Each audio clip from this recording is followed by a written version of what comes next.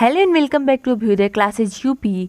आज की इस वीडियो में हम महाजनपद कालीन प्रशासन टॉपिक पर लेसन प्लान डिस्कस करने वाले हैं। जैसा कि अपनी पिछली वीडियो में हमने गुप्त साम्राज्य की उपलब्धियां इस टॉपिक पर लेसन प्लान डिस्कस किया था और कहा था कि नेक्स्ट वीडियो में हम महाजनपद कालीन प्रशासन इस पर वीडियो डिस्कस करेंगे कि इसका हमें लेसन प्लान कैसे बनाना है, कैसे लिखना है।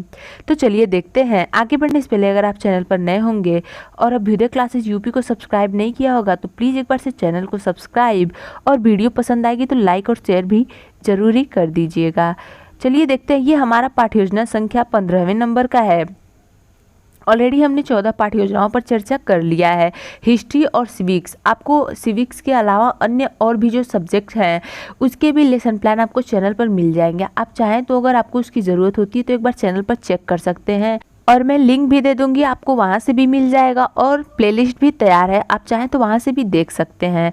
चलिए देखते हैं। ये पाठ्य योजना संख्या हम लिख देते हैं 15वें नंबर का है हमारा। फिर विद्यालय का नाम लिखने के बाद दिनांक, कक्षा, वर्ग, विषय, कालांश, अवधि, ये सारी चीज़ें हम लिखते हैं। उसके बाद प्रकरण है आज का हमारा महाजनपद कालीन प्रशासन। ये लिखने के बाद आगे बढ़ते हैं हम सामान्य उद्देश्य पर। सामान्य उद्देश्य पूर्वत लिखेंगे। उसके बाद विशिष्ट उद्देश्य लिखते हैं जिसमें ज्ञानात्मक, बोधात्मक और क्रियात्मक, ये तीनों उद्देश्य ही हम लिखते हैं। हमें ज्ञानात्मक लिखना है सबसे पहले, तो पहला पॉइंट इसमें लिखेंगे कि छात्र महाजनपद कालीन प्रशासन एवं समाज के बारे में जानेंगे या जान सकेंगे। दूसरा, छात्र महाजनपद कालीन अलग अलग महाजनपदों के प्रशासनिक व्यवस्था के क्रमों को समझ सकेंगे। और फिर बोधात्मक में लिखेंगे एक पहला पॉइंट कि छात्र अलग अलग महाजनपदों के प्रशासनिक व्यवस्था में अंतर कर पाएंगे या कर सकेंगे। और उसके बाद हमारा दूसरा पॉइंट है छात्र महाजनपद कालीन समाज का बोध कर सकेंगे। ये हो जाता है बोधात्मक। क्रियात्मक में लिखते हैं कि छात्र महाजनपद के प्रशासन को चार्ट पर प्रदर्शित कर सकेंगे। दूसरा, छात्र महाजनपदों के प्रशासनिक इकाइयों को समझा सकेंगे। ठीक है, विशिष्ट उद्देश्य कंप्लीट होता है हमारा। फिर आते हैं हम सहायक सामग्री पर।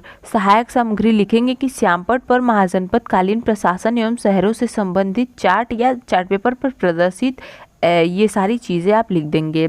फिर पूर्व ज्ञान लिखते हैं कि विद्यार्थी 16 महाजनपदों एवं उसके प्रशासनिक व्यवस्था एवं सामाजिक व्यवस्था के बारे में सामान्य जानकारी रखते हैं। ये सारी चीज़ें होने के बाद प्रस्तावना के प्रश्न पर आते हैं। अभी हम प्रस्तावना का प्रश्न, ये लिखने के बाद हम प्रस्तावना का प्रश्न लिखते हैं। इसमें हम बॉक्स बनाते हैं छात्र अध्यापक या छात्र अध्यापिका कथन और छात्र छात्रा कथन का, जिसमें लिखेंगे पहला क्वेश्चन, वैदिक काल में लोगों के समूहों को क्या कहते थे? छात्र बताएंगे जन कहते थे। फिर क्वेश्चन करेंगे कि जन या लोगों के रहने के स्थान को क्या कहते थे? छात्र बताएंगे जनपद। फिर क्वेश्चन करेंगे कि जनपदों को मिलाकर क्या बनता था? छात्र बताएंगे महाजनपद। महाजनपद बताने के बाद आप फिर चौथा क्वेश्चन करेंगे कि महाजनपदों का शासन के लिए कैसी व्यवस्था थी? छात्र बताएंगे कि प्रशासनिक व्यवस्था थी। फिर आप समस्यात्मक प्रश्न करेंगे कि महाजनपदों का प्रशासनिक व्यवस्था कैसा था? यहाँ पे हो जाएंगे छात्र मौन या समस्यात्मक। आप लिख देंगे समस्यात्मक। आगे बढ़ते हैं उद्देश्य कथन पे। उद्देश्य कथन में लिखेंगे बच्चों, आज हम लोग महाजनपदों की प्रशासनिक व्यवस्था का अध्ययन करेंगे। ये होता है हमारा उद्देश्य कथन। फिर लिखते हैं अब हम प्रस्तुतिकरण। प्रस्तुतिकरण में क्रम संख्या, शिक्षण बिंदु, छात्र अध्यापक कथन, छात्र कथन और श्यामपट्ट कार्य, ये सारी चीज़ें हम लिखते हैं। इसमें पहला जो हमारा शिक्षण बिंदु है वह है महाजनपद कालीन प्रशासन। ये हमारा पहला शिक्षण बिंदु है। इसमें क्वेश्चन करेंगे कि समाज का रक्षक कौन था? छात्र मौन लिख देंगे, छात्र कथन में मौन। फिर स्पष्टीकरण देंगे। स्पष्टीकरण में लिखेंगे महाजनपद काल में राजा की शक्ति बढ़ गई थी। अब वह एक अति विशिष्ट व्यक्ति बन गया था और वह समाज का रक्षक बन गया था। उसका मुख्य कर्तव्य दुश्मनों से प्रजा की रक्षा करना तथा राज्य में शांति व्यवस्था और न्याय करना था।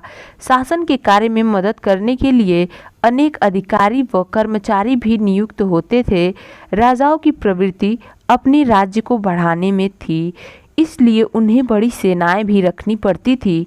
राजा सेना का प्रमुख होता था, वह युद्ध में सेना का संचालन करता था वह सेना को लड़ने के लिए तैयार करता था। सेना का खर्च प्रजा द्वारा दिया गया कर से चलता था। ये सारी चीज़ें हम अपने पहले शिक्षण बिंदु जो है महाजनपद कालीन प्रशासन, इसके अंतर्गत ये सारे स्पष्टीकरण लिख देंगे और व्याख्या दे देंगे। फिर लिखते हैं हम श्यामपट्ट कार्य। श्यामपट्ट कार्य में लिखेंगे, आप यहाँ पे देख सकते हैं लिखा हुआ है, महाजनपद काल में राजा की शक्ति बढ़ गई थी, वह समाज का रक्षक माना जाता था। इसके अतिरिक्त आप और भी जो श्यामपट्ट कार्य करते हैं अपने टीचिंग के दौरान, वो सारी चीज़ें आप लिख देंगे। ठीक है, अब आते हैं हम अपने दूसरे शिक्षण बिंदु पर जो है महाजनपदों का आय। ये हमारा दूसरा शिक्षण बिंदु है। इसको करने से पहले डिस्कस, अगर अभी तक आपने चैनल को नहीं सब्सक्राइब किया होगा अभ्युदय क्लासेज यूपी को, प्लीज़ एक बार से चैनल को सब्सक्राइब, और वीडियो पसंद आ रही हो आपके लिए थोड़ी बहुत भी हेल्प करे तो लाइक और शेयर भी कर दीजिएगा। ओके, चलिए देखते हैं। क्वेश्चन हमारा, राजा द्वारा प्रजा से क्या वसूला जाता था। छात्र मौन लिख देंगे। इसके नीचे छात्र छात्रा ध्यान से सुनते हैं ये तो लिखेंगे। स्पष्टीकरण देंगे, इसमें लिखेंगे राज्य की आय के लिए लोगों से कर वसूला जाता था। व्यापार के द्वारा भी आय प्राप्त होती थी। इस समय वस्तुओं की खरीद बिक्री रुपयों से होने लगी थी। ईरान, मध्य एशिया से भी व्यापारी भारत आने लगे। शिल्पकार एवं व्यापारियों ने व्यापार को विकसित करने के लिए समूह तथा संगठन भी बनाए। महाजनपदों में शहरों तथा नगरों का विकास भी होने लगा था। ये शहर बड़े व्यापारिक केंद्रों तथा राजधानियों के पास होते थे। ये हो जाएगा हमारा दूसरा शिक्षण बिंदु का स्पष्टीकरण। ये व्याख्या लिखने के बाद, व्याख्या देने के बाद फिर श्यामपट्ट कार्य आप जो भी करेंगे वो लिख लेंगे। जैसे देख सकते हैं यहाँ पे लिखा हुआ है, राजा अपने राज्य को चलाने के लिए अपने प्रजा से कर लेता था। ये सारी चीज़ें आप श्यामपट्ट कार्य में कर देते हैं। इसके बाद आगे बढ़ते हैं हम अपने मूल्यांकन या पुनरावृत्ति के प्रश्न पर। मूल्यांकन या पुनरावृत्ति के प्रश्न पर आगे बढ़ने से पहले आपको बता दें कि आपको चैनल पर हिस्ट्री, सिविक्स, अन्य जो भी और अदर सब्जेक्ट्स हैं, आपको सभी सब्जेक्ट के लेसन प्लान चैनल पर मिल जाएंगे। आपको अगर उसकी ज़रूरत होती है तो आप एक बार चेक कर सकते हैं। मैं लिंक भी दे दूँगी, आप वहाँ से भी जाकर देख सकते हैं, आपको मिल जाएगा। ठीक है, आगे बढ़ते हैं मूल्यांकन के प्रश्न पर। और आगे बढ़ने से पहले अगर अभी तक आपने चैनल को नहीं सब्सक्राइब किया होगा तो एक बार साथ में करते हुए चलिएगा, भूल मत जाइएगा, लाइक शेयर भी करना। चलिए देखते हैं मूल्यांकन का प्रश्न हमारा। इसे हम पुनरावृत्ति के प्रश्न भी लिखते हैं। इसमें लिखेंगे कि युद्ध में सेना का संचालन कौन करता था। फिर नेक्स्ट है हमारा, समाज का रक्षक कौन होता था। और तीसरा क्वेश्चन लिखेंगे कि राज्य की आय के लिए क्या वसूला जाता था। और चौथा क्वेश्चन लिखेंगे, प्रशासन चलाने के लिए राजा ने किसे नियुक्त किया था। ये सारी चीज़ें हम क्या करते हैं, मूल्यांकन के प्रश्न में लिख देते हैं। इसे हम पुनरावृत्ति के प्रश्न भी लिखते हैं। आगे लिखते हैं अब गृह कार्य। हम गृह कार्य में लिखेंगे, सभी छात्र महाजनपदों के प्रशासन के बारे में घर से संक्षिप्त में लेख लिखकर लाएंगे। ये होता है हमारा गृह कार्य, और यहीं पर इसी के साथ होता है हमारा lesson plan complete. So guys, आज के वीडियो में बस इतना ही। मिलते हैं अपने अगले वीडियो में, तब तक के लिए चैनल से जुड़े रह जाते वक्त अभ्युदय क्लासेज यूपी को लाइक शेयर एंड सब्सक्राइब अवश्य ही करते जाइएगा। Thank you.